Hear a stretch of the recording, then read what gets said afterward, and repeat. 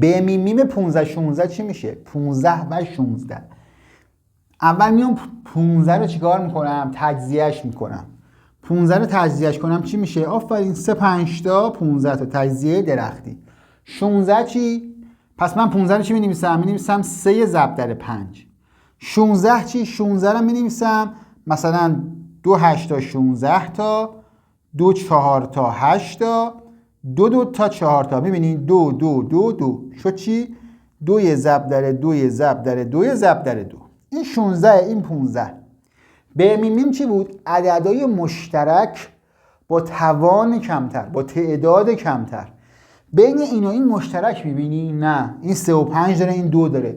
پس به میمیم چی میشه؟ 0 که نمیشه که 1 میشه. حواست باشه 0 نمیشه، 1 میشه. هیچ اشتراکی بین این دوتا وجود نداره، به میمیمشون 1 میشه.